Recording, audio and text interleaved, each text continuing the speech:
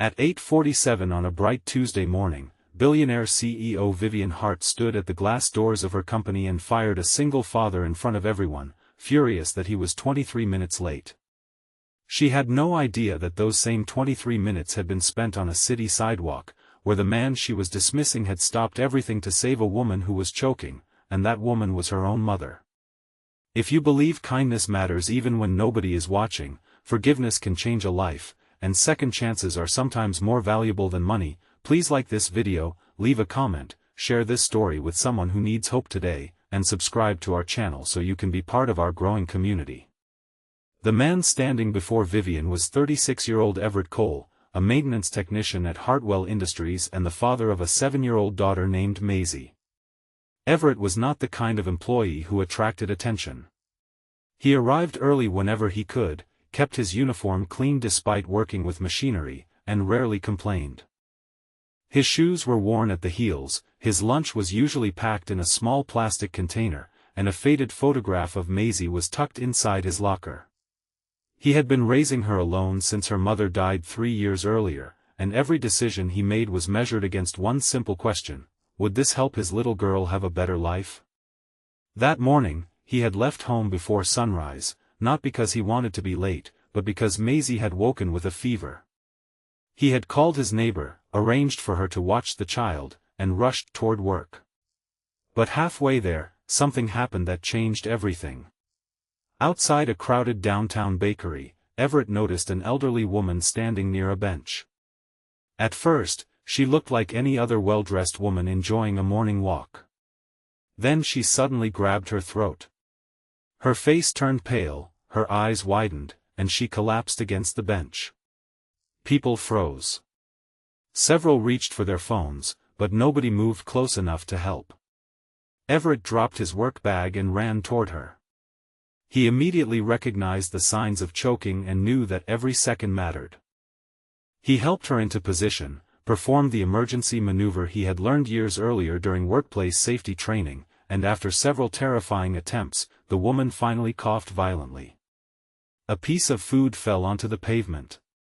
She gasped for air, trembling as Everett steadied her.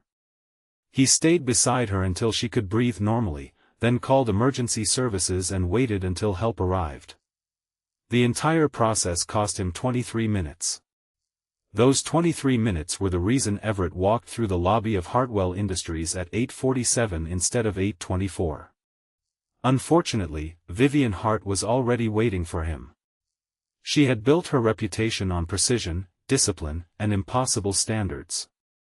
At 39, she was one of the youngest CEOs in the city, known for turning struggling companies into profitable empires. Her employees admired her intelligence but feared her temper. She believed that excuses were weaknesses and that responsibility meant showing up no matter what happened in your personal life. She had been preparing for an important investor meeting that morning, and when Everett finally appeared, she saw only an employee who had failed her. Everett tried to explain, but Vivian was too angry to listen. She told him that everyone had problems, everyone had responsibilities, and nobody was indispensable.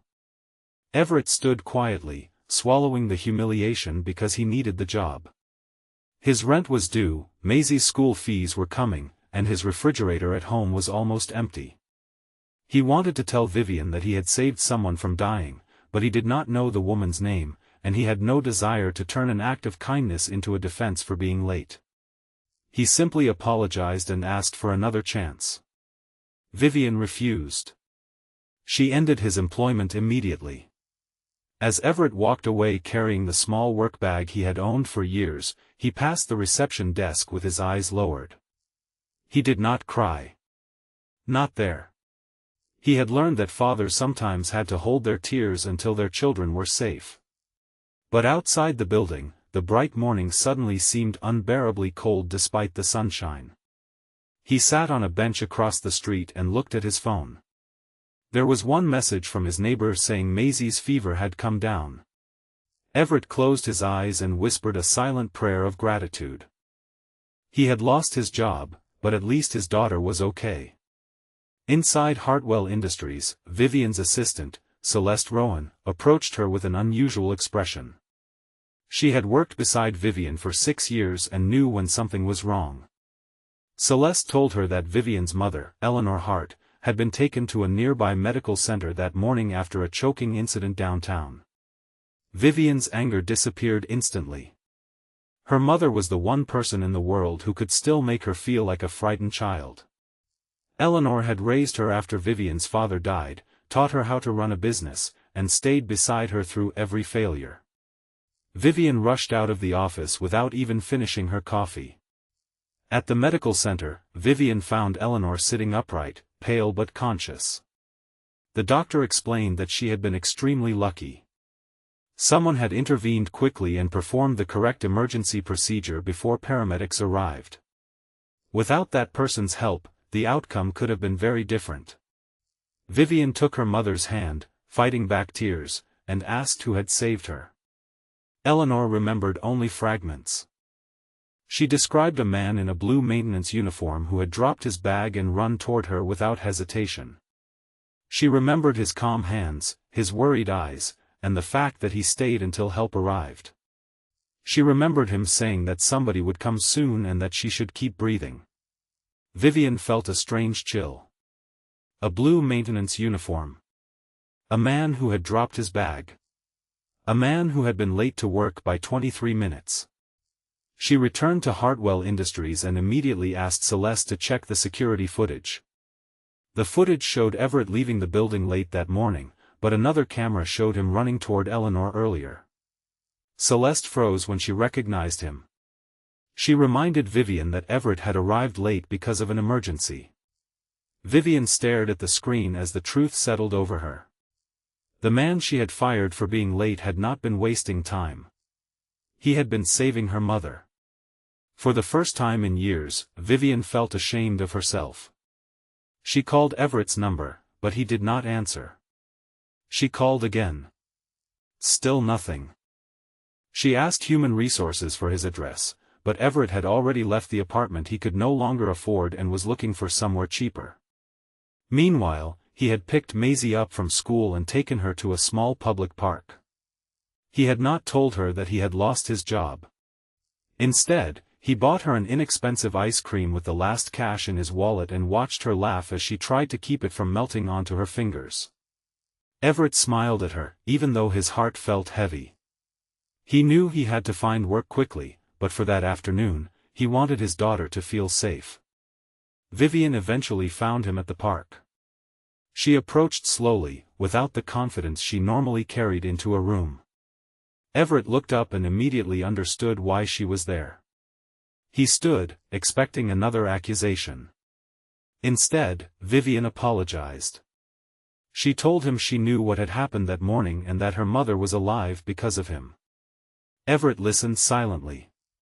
Vivian admitted that she had judged him before hearing the truth. She admitted that she had allowed her position to make her believe that being powerful meant being right. Most painfully, she admitted that she had forgotten that every employee she managed was a human being with a life beyond the walls of her company. Everett looked at Maisie, then back at Vivian. He told her that he appreciated the apology, but he had not saved her mother because she was the CEO's mother. He had helped because she was a person who needed help. That simple sentence struck Vivian harder than any criticism ever had. She offered Everett his job back immediately, along with a promotion and higher salary. Everett was grateful, but he hesitated. He did not want his second chance to be charity. He wanted to earn it. Vivian understood. Instead of simply reinstating him, she offered him a permanent position overseeing employee safety and emergency preparedness. She told him that the company needed someone who understood that safety policies were not paperwork, they were about real people whose families were waiting for them at home. Everett accepted, but only after asking one condition: he wanted flexible hours on mornings when his daughter needed him. Vivian agreed without hesitation. She even asked him to help redesign the company's family emergency policy. It was a decision that would eventually affect hundreds of employees. But the biggest change happened quietly inside Vivian herself. She began visiting her mother more often. She started leaving work early enough to have lunch with Eleanor.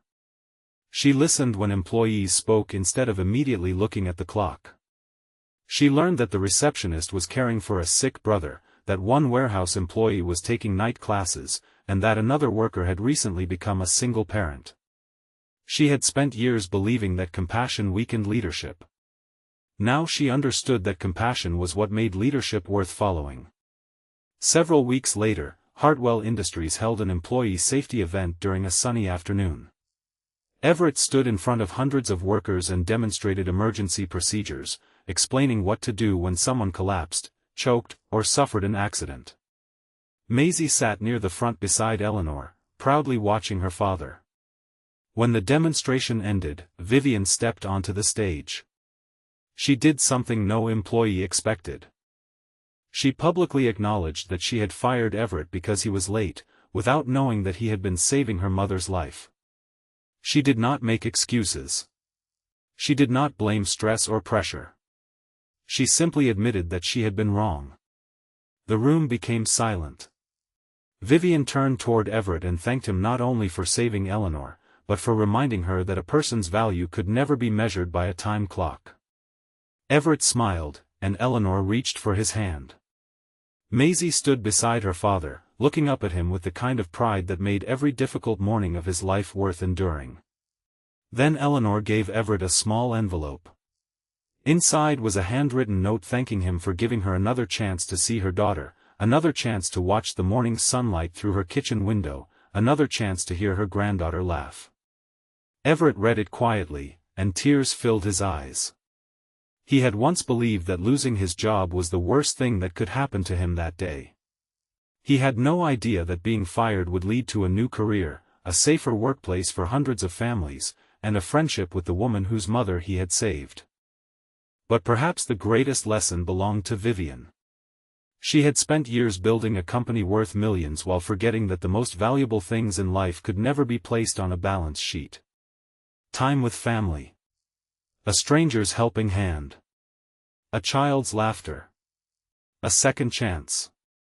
The courage to admit when you are wrong. As the afternoon sun poured through the glass walls of Hartwell Industries, Vivian watched Everett walk away with Maisie holding his hand. For the first time, she understood that leadership was not about standing above people. It was about remembering that you were standing among them.